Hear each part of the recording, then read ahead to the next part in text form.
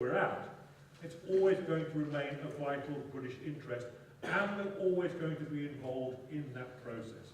So I would say to any small business, like it or not, it's in your interest that we're in trying to fix what is at the moment a mess. But I mean, how often have we heard that competitiveness reforms are just around the corner in the EU? I mean, for goodness sake, we had supposedly had the Lisbon agenda, which by 2020 was supposed to make the EU the most dynamic, innovative area in the world. Well, how's that going? I mean, we always hear that reform of the EU is just around the corner.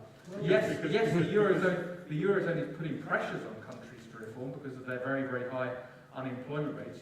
Goodness, you have to do something to try and solve that, otherwise you get political backlash. But just as likely, actually, is that you get very undesirable politicians elected who promise easy solutions to these very difficult problems. We saw that in Greece, and Greece then had to sort of about turn rather embarrassingly. But I'd say it's just as likely that you're likely to get populists elected in many of these European polities than this reform agenda that we keep being promised. Therefore, it's vital that we push that reform agenda forward. Just a pithy response from Charles, then we'll move to the next question. Don't deny the economic problems in much of the Eurozone, but some countries do reform. When Chancellor Schroeder ran Germany, he reformed the labour markets and Germany started to boom. And despite all these rules and regulations from Brussels, the German economy's done really well and exports 4 times more to China than we do. The Irish economy grew at 7% last year. Ireland reformed. Spain is even picking up now. So reform is possible. It needs to happen more in France and Italy. Next question.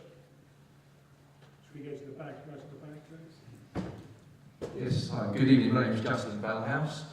Just like to go back to Charles's point about JP Morgan leaving the UK if we need voters to leave.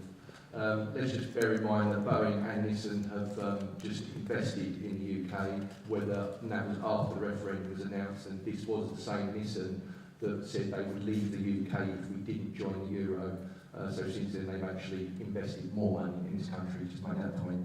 But I'm going to the subject of TTIP, which none of us have discussed tonight. This is a deal that we know is being discussed behind closed doors. MEPs can actually go into the room for approximately 1 hour. They have to have their laptops and mobile phones confiscated before they're allowed in the room to actually look at the documents of TTIP. This process will of course allow major corporations to sue governments once the deal is done. What's the panel's view on making assurances that the NHS is safe under the deal of TTIP, despite David Cameron recently announcing he has got a veto saying the NHS will not be part of TTIP? Where is our guarantee on that?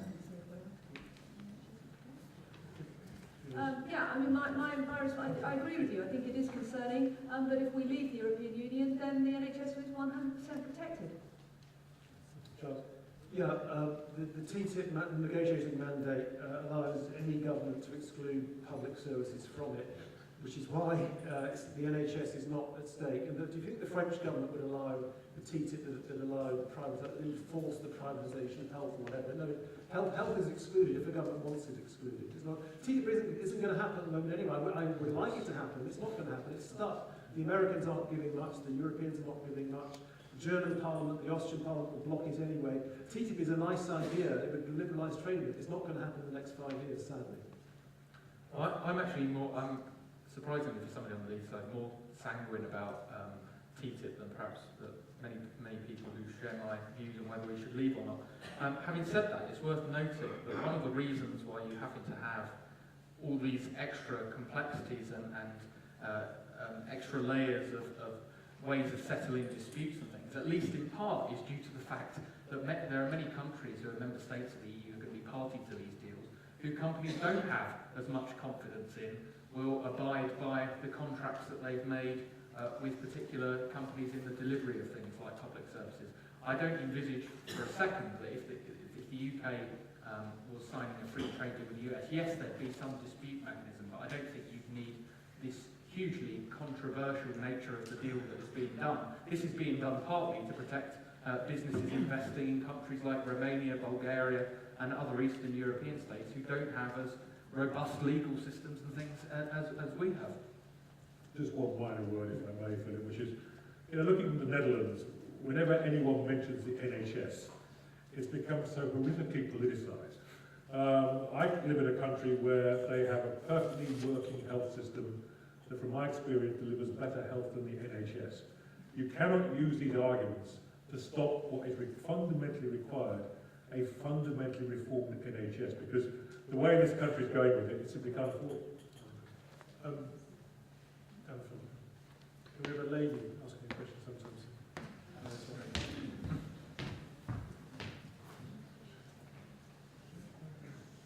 Hi, good evening. Just Ed Santana here. A question on immigration. So it looks like the latest from the Leave campaign is to put visas for everyone.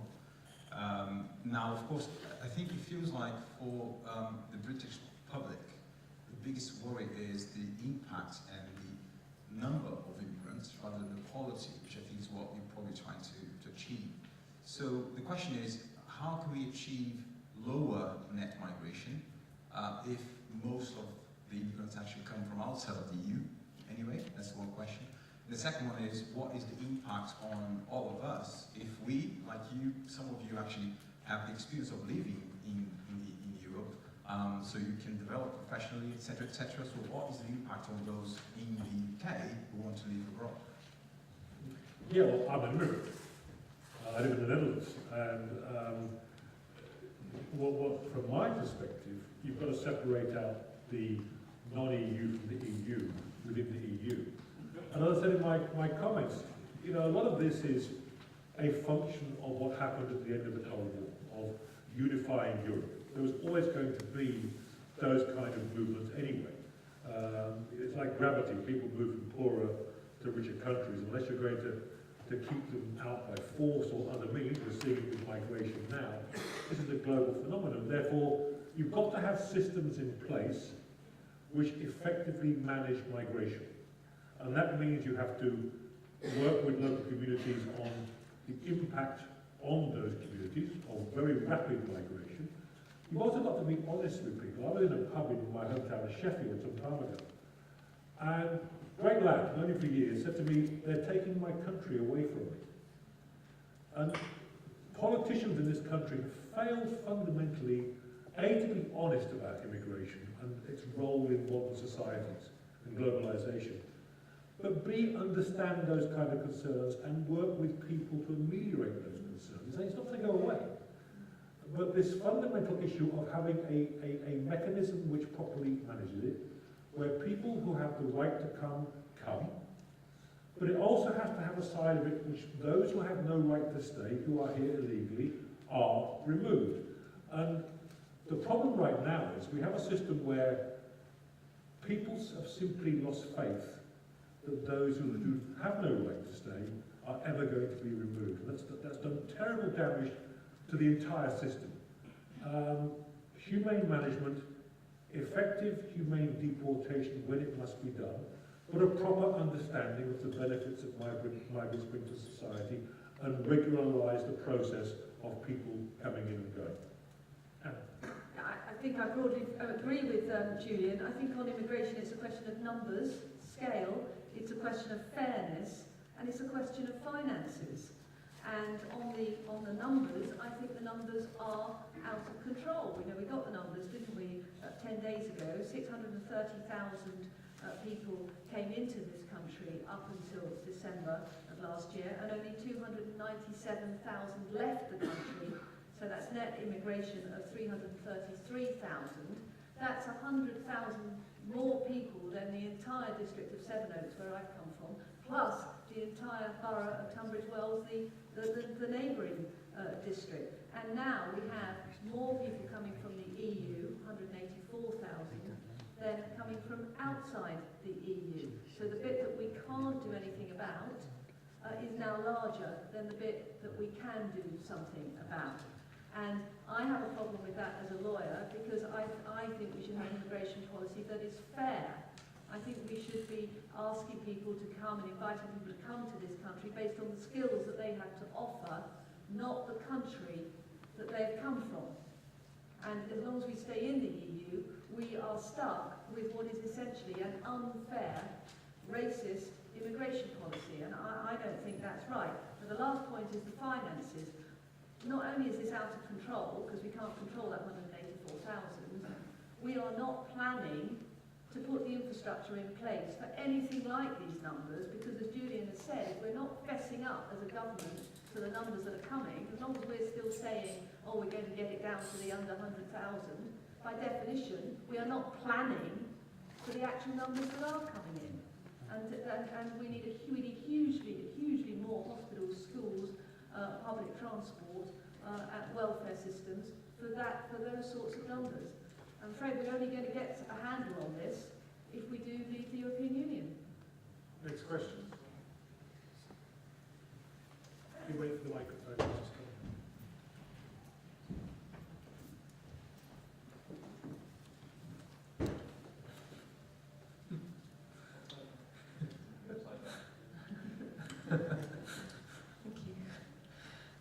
Thank you. My name is Councillor Sandra Ingham, and I have a question.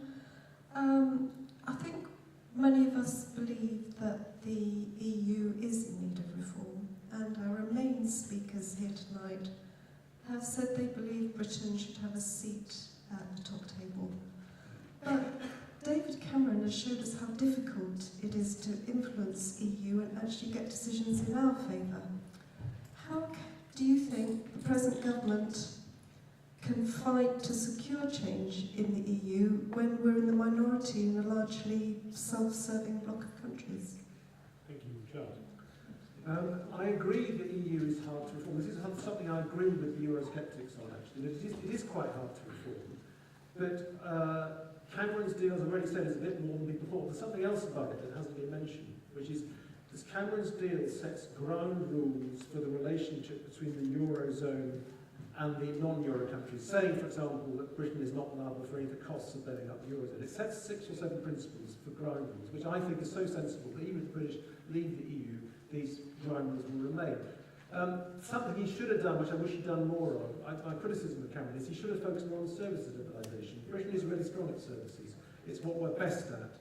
And there has been quite a lot of service liberalisation. Financial services works pretty well. Other services, some do, some don't. Construction, architects, lawyers and so on. A lot of it works, some of it doesn't work very well. He should have placed a bigger emphasis on that. The Germans blocked it because they wanted to protect their own professions. The way to get reform and the way to get change is to work in an alliance with other countries. Cameron had a great success. He got the size of the EU budget down in his deal that was done 3 years ago, 3 or 4 years ago. He got actually, against my, I thought he couldn't do it. He got it done because he teamed up with the Germans and others and played in a very constructive game, was very nice to people, and everybody forced the French and others to accept a smaller budget. So you can get change, you can get reform, but you need allies. He's learned diplomacy late in the day. As part of his reform package, he went around and talked to 27 obscure prime ministers and obscure capitals that no British politician had ever set foot in. And he's now very well connected. So if the votes remain in, he's well placed to lead a reform drive. I think there's a reason we don't hear about the renegotiation anymore, and that's because most people realise that it was a complete failure. I mean, if you go back a few years ago, David Cameron was talking about the complete repatriation of social and employment legislation. He was talking about vetoes such that the Eurozone couldn't pass laws that would be detrimental. Now he's just got a delaying process.